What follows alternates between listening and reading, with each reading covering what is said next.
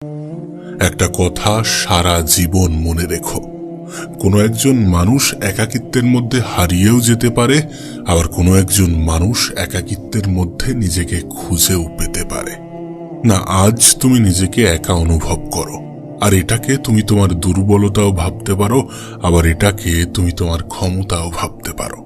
কারণ এই পৃথিবীতে এক শ্রেণীর মানুষ আছে যারা একা থাকতে পারে না, আর এক শ্রেণীর মানুষ আছে যারা একা থাকতে চায়। কারণ তারা জানে একাকিত্বের মধ্যেই গ্রোথ আছে, একাকিত্বের মধ্যে একটা অন্যরকম ক্ষমতা আছে যেটাকে কাজে লাগিয়ে জীবনে অনেক দূর পর্যন্ত এগোনো যায়, জীবনে অনেক দ্রুত এগোনো যায়। এই সমাজেরই দুই শ্রেণীর মানুষ। এক শ্রেণীর মানুষ একাকিত্বকে ভয় পায় এবং তারা প্রতিনিয়ত এই একাকিত্বের সাথে লড়াই করে চলেছে।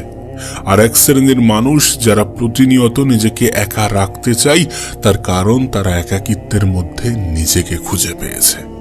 দেখো, লোনলিনেস এবং সলিটিউডের মধ্যে একটা পার্থক্য আছে, আর আজ এই ভিডিওতে আমরা এগুলোই বোঝার চেষ্টা করব।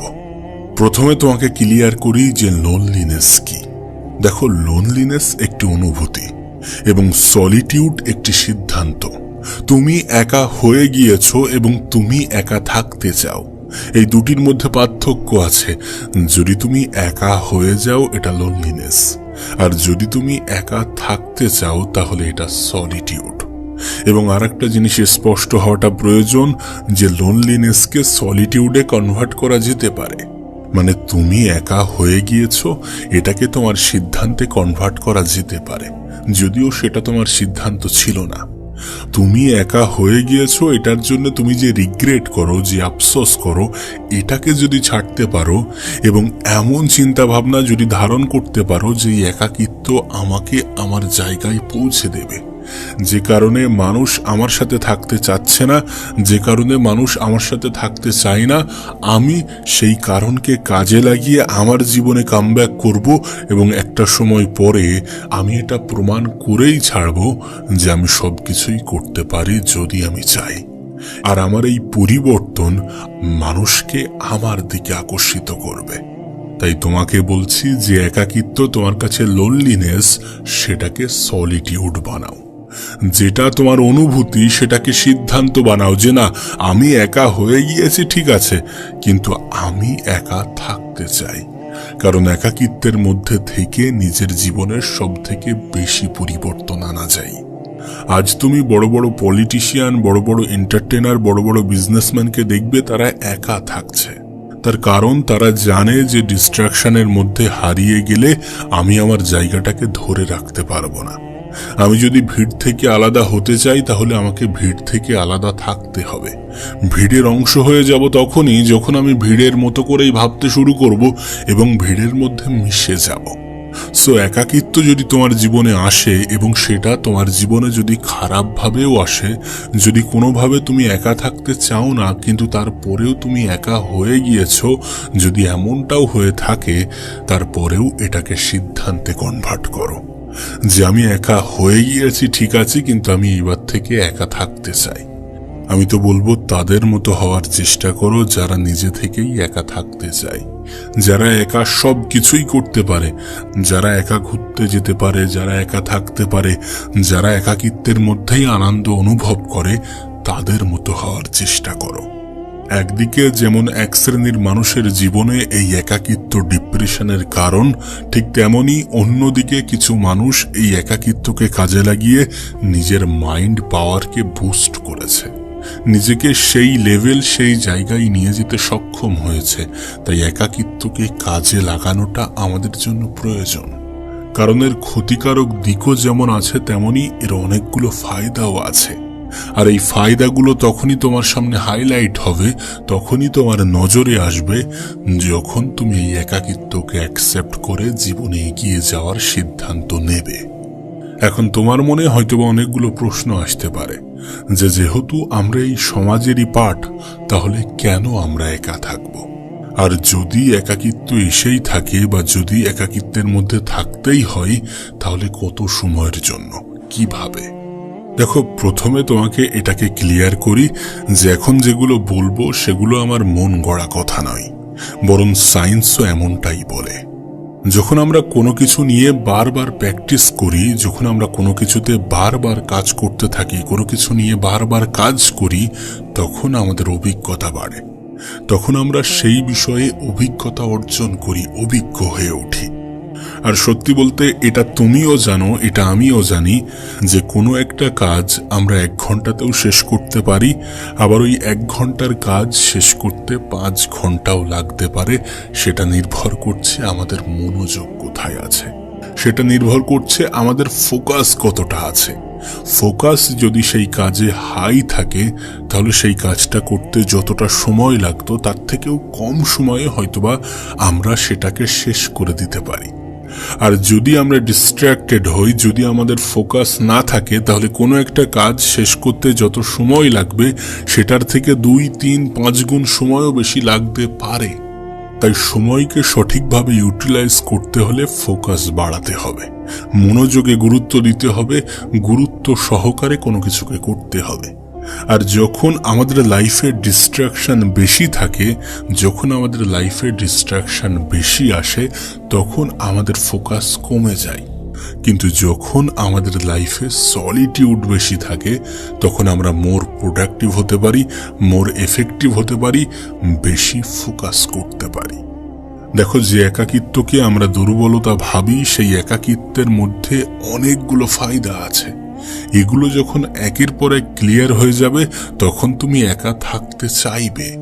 বা তুমি যদি একা হয়ে যাও, তাহলে সেই একা হয়ে যাওয়ার কারণে তুমি আরো বেশি হ্যাপি ফিল করবে, আরো বেশি এনার্জেটিক ফিল করবে যে না, যেটা হয়েছে সেটা ভালোর জন্য হয়েছে।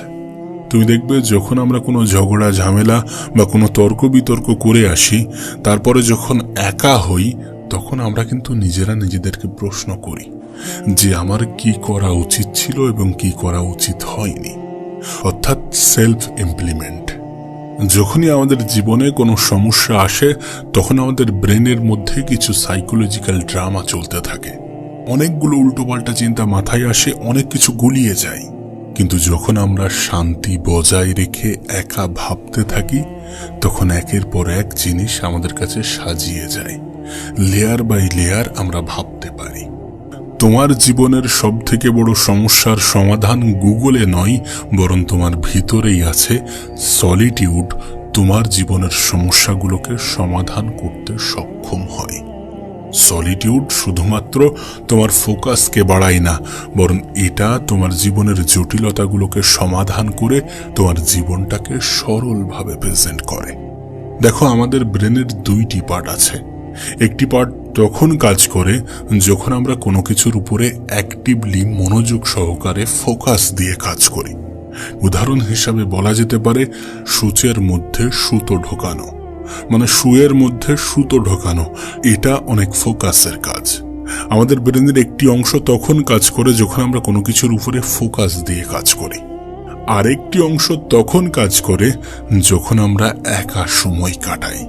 আর এই পার্টটিকে যারা আর্টিস্ট, সিঙ্গার, রাইটার তারা ইউজ করে। মানে তুমি যখন একা থাকো এবং বিভিন্ন জিনিস নিয়ে ইমাজিন করো, ভাবো, এই জন্য তুমি শুনবে যে পৃথিবীর সব থেকে বড় থিঙ্কার এবং আর্টিস্টরা সবসময় একা থাকার চেষ্টা করত। অর্থাৎ সলিটিউডের মধ্যে থেকে তুমি যখন তোমার চিন্তা শক্তিকে কাজে লাগাও, তখন তুমি তোমার ক্রিয়েটিভিটিকে বাড়াতে অনেক বেশি সক্ষম হও। অনেক বেশি কি, অনেক হাই লেভেলে নিজের ক্রিয়েটিভিটিকে বুস্ট করতে পারো। 4 নম্বর পয়েন্ট, সলিটিউড এমন একটি সুপার পাওয়ার যেটা তোমাকে ডিপ্রেশনের হাত থেকে বাঁচায়। একটু আগে তুমি শুনেছিলে যে একাকিত্বের মধ্যে অনেক মানুষ ডিপ্রেশনে যায়। এখন শুনছো একাকিত্বের মধ্যে অনেক মানুষ ডিপ্রেশন থেকে বাইরে আসতে পারে। অবশ্যই এমনটা ঘটে যদি ওই একাকিত্বকেও তুমি পজিটিভ ভাবে গ্রহণ করো, পজিটিভ ভাবে অ্যাকসেপ্ট করো, পজিটিভ ভাবে নিজের জীবনে কাজে লাগাতে শুরু করো। তুমি হয়তোবা খেয়াল করেছো, যখন কোনো কিছু আমরা স্লো করি, তখন আমরা কোনো কিছুকে ভালোভাবে অবজার্ভ করতে পারি। সেই জন্য তুমি দেখবে যে কোনো ভিডিওকে গভীরভাবে জানার জন্য বা গভীরভাবে দেখার জন্য সেটাকে স্লো মোশনে দেখানো হয়। সেই জন্য বার্মাতে এমন একটি মেডিটেশনও আছে যেখানে সবকিছু স্লো মোশনে করতে হয়। মানে এই মেডিটেশনের মধ্যে সবকিছুই স্লো মোশনে করা হয়। আর এটা করার অন্যতম বড় কারণ নিজেকে ডিপলি অবজার্ভ করা, নিজের মেন্টাল হেলথকে ঠিক রাখা। যখন কোনো মানুষ নিজেকে ডিপলি অবজার্ভ করে তখন সে নিজেকে আরো ভালোভাবে, আরো গভীরভাবে জানতে পারে এবং সে এটাকে খুঁজে পায় যে কিভাবে ভালো থাকা যায়, কিভাবে হ্যাপি থাকা যায়, কোনটা করলে আমার অনেক বেশি আনন্দ হয়, কোনটা করলে আমি অনেক বেশি আনন্দ পাই। মানে এই সলিটিউড এমন একটি জিনিস যেটা তোমাকে স্ট্রেস, ডিপ্রেশন এবং এনজাইটি থেকে বাঁচায়।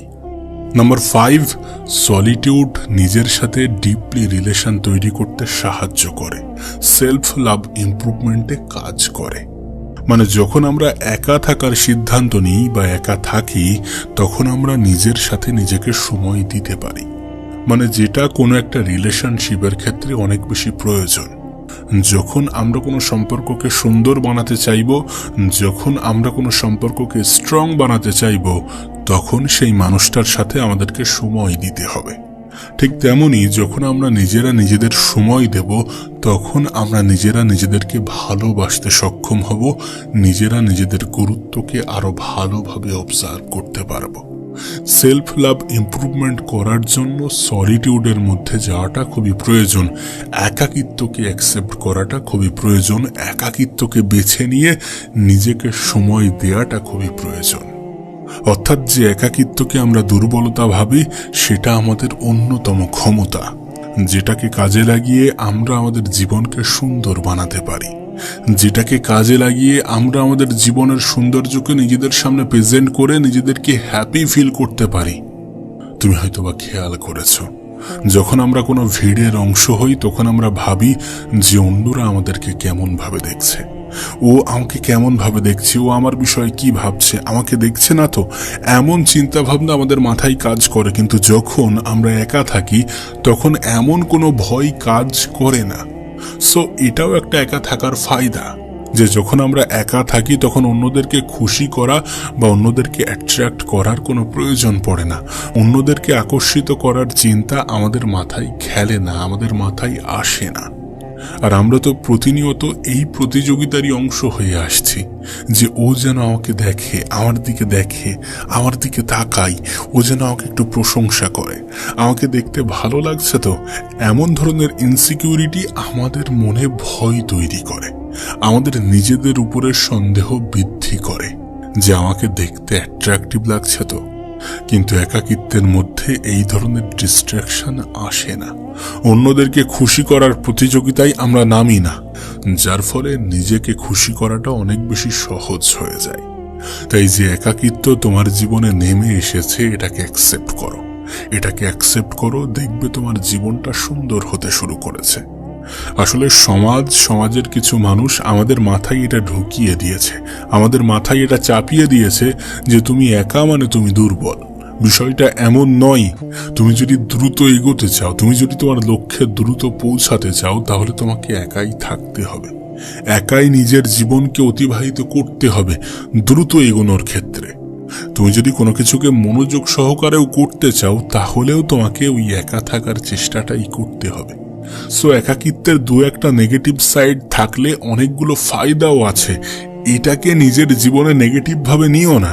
যদি একা হয়ে যাও তাহলে সেটাকে কাজে লাগাও। অন্যকে তো অনেক খুশি রাখার চেষ্টা করেছো, এবার নিজেকে খুশি রাখার একটু দায়িত্ব নাও।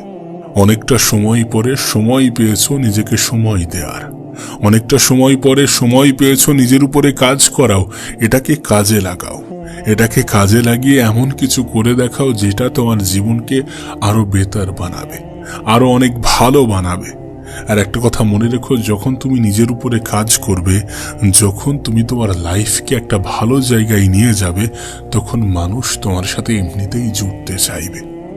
আজ যেটা তুমি মনে করছো যে আমি একা, আমার সাথে কেউ থাকতে চায় না, আমার সাথে কেউ জুড়তে চায় না, একটা নির্দিষ্ট সময় পরে মানুষ তোমার সাথে জুড়তে চাইবে।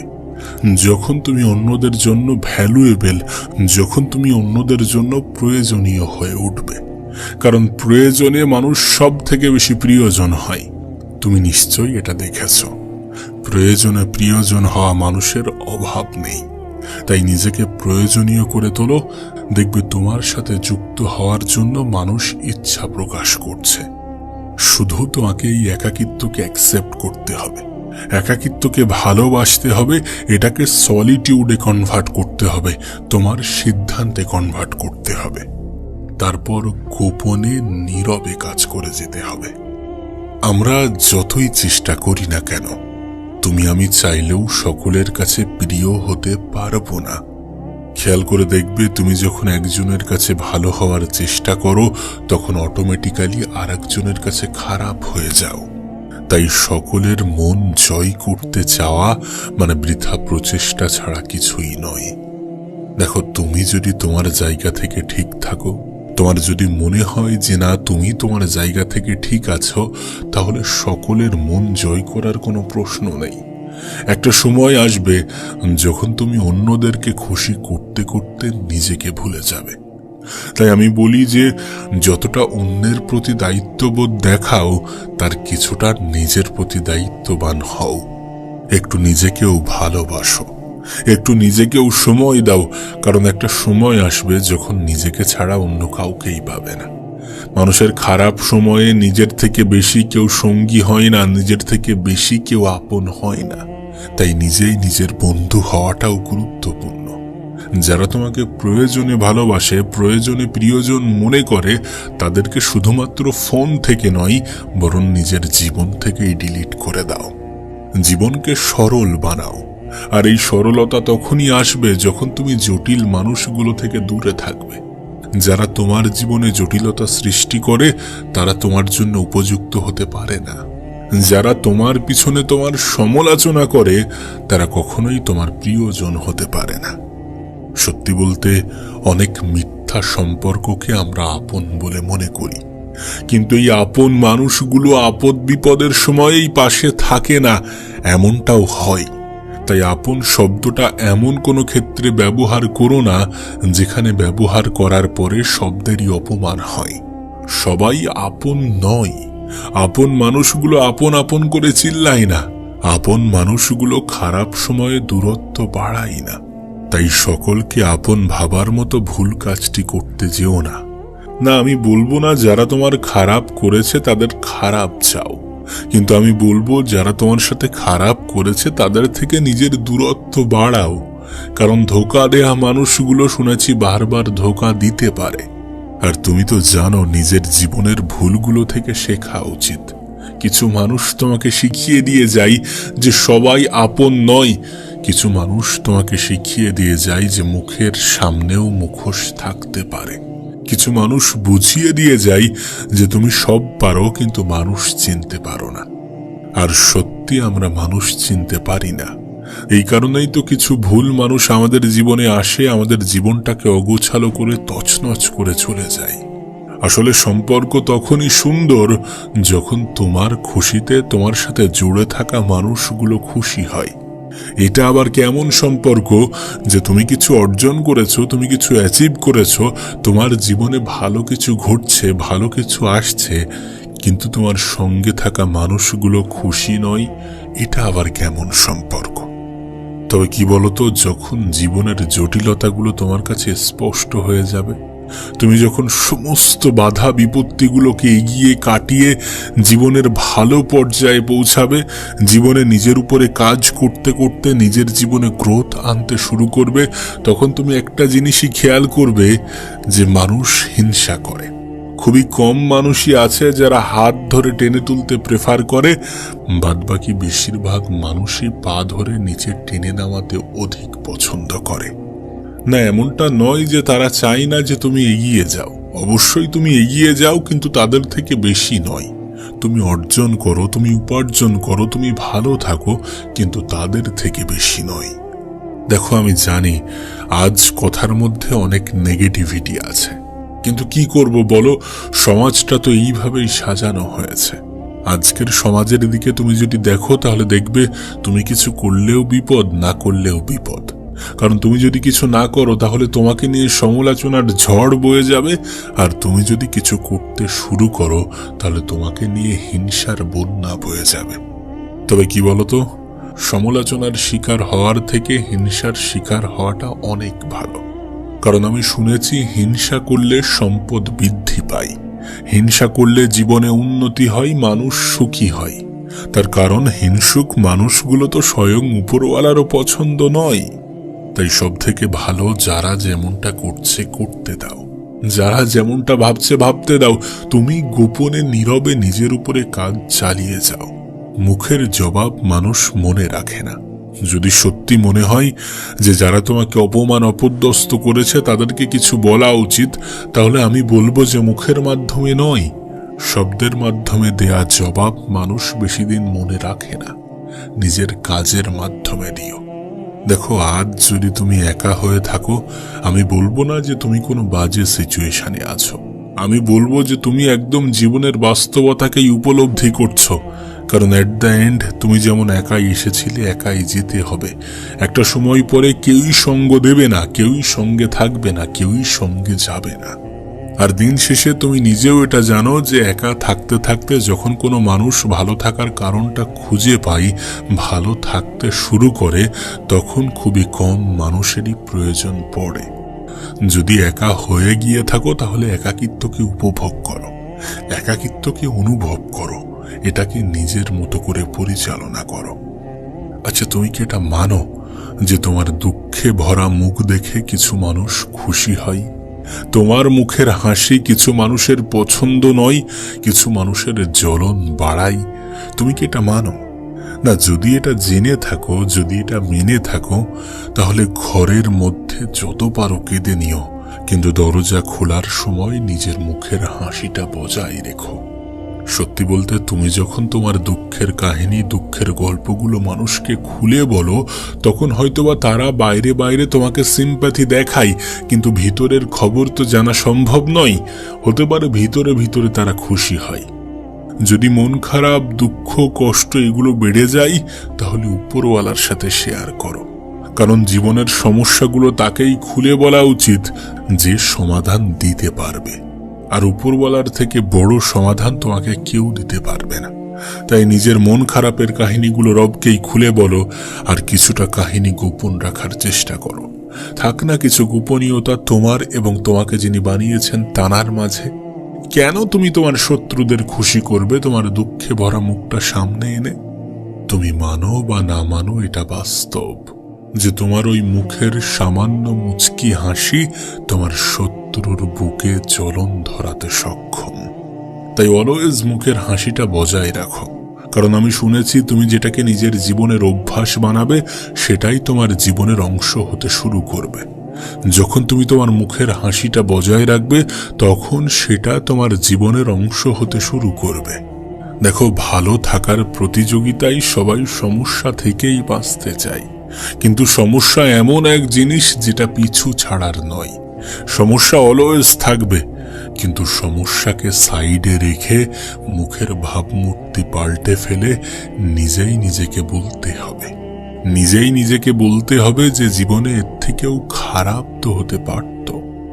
যখন হয়নি তখন নিজেই নিজেকে কেন খারাপ ভাবব? যতদিন এ পৃথিবীতে আছি ততদিন বর্তমানকে নিয়েই বেঁচে থাকব। কারণ যে অতীত তোমাকে কষ্ট দেয়, তোমার মন খারাপের কারণ হয়, তোমার দুঃখ বাড়ায়, সেই অতীত আর যাই হোক তোমার জন্য ভালো নয়। আর যে অতীত তোমার জন্য ভালো নয়, সেই অতীত বেশি দিন মনে রাখাটাও উচিত নয়। তুমি নিজেও দেখেছো, আমি নিজেও দেখেছি যে কিছু মানুষ অতীত এবং ভবিষ্যৎকে নিয়ে এতটা ব্যস্ত থাকে, এতটা ব্যস্ততা দেখায় যে নিজের বর্তমানটাকেই ভুলে যায়। কিন্তু মজাদার বিষয় হচ্ছে যে মানুষ না তার অতীতে যেতে সক্ষম হয়, না তার ভবিষ্যতে যেতে সক্ষম হয়। বরং যে বর্তমানটা হেলাই হারাই, সেই বর্তমানটাই বাস্তবতা, বাকি সব মিথ্যা কথা। তাই সব থেকে ভালো হয় যে আজকের দিনটাকে উপভোগ করো, অনুভব করো। এই দিনটা কখনো ফিরে আসবে না এমন চিন্তা ভাবনা নিজের মধ্যে ডেভেলপ করো, কারণ এটাই বাস্তব। এই দিনটা চলে গেলে আর কখনোই ফিরে আসবে না। আলাদাভাবে মানুষের জীবনে সুখ শান্তি আসে না। প্রত্যেকটা মানুষের জীবন আপস ডাউনে ভরা। এই পৃথিবীটা চিরস্থায়ী দুঃখের ঠিকানা নয়, আবার এই পৃথিবীটা চিরস্থায়ী সুখের ঠিকানাও নয়। এটা এমন একটা জায়গা যেখানে ব্যালেন্স করেই চলতে হয়, কারণ পৃথিবীটা টিকে আছে ব্যালেন্সের উপরে। এখানে প্রত্যেকটা প্রফেশনের মানুষের প্রয়োজনীয়তা আছে।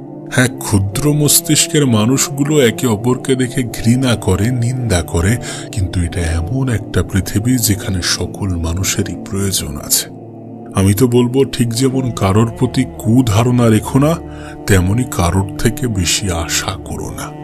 কে জানে তোমার অতিরিক্ত আশা হয়তোবা নিরাশার কারণ হবে। কে জানে তোমার অতিরিক্ত আশা হয়তোবা হতাশা বৃদ্ধি করাবে, তোমার দুঃখের পরিমাণ আরো বেশি বাড়াবে।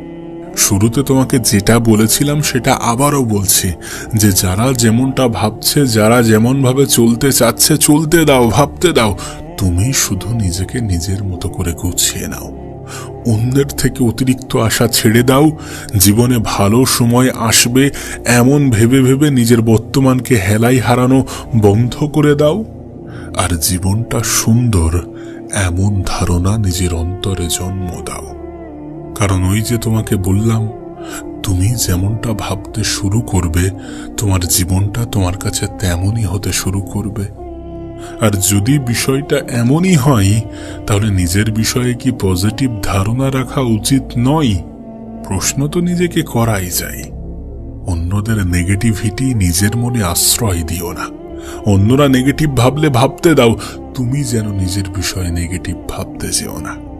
দেখো, অভাব অভিযোগ প্রত্যেকটা মানুষের জীবনেই আছে, কিন্তু এগুলোকে হাইলাইট করে যেন সুখ, আনন্দ, খুশি এগুলোকে বাড়িও না।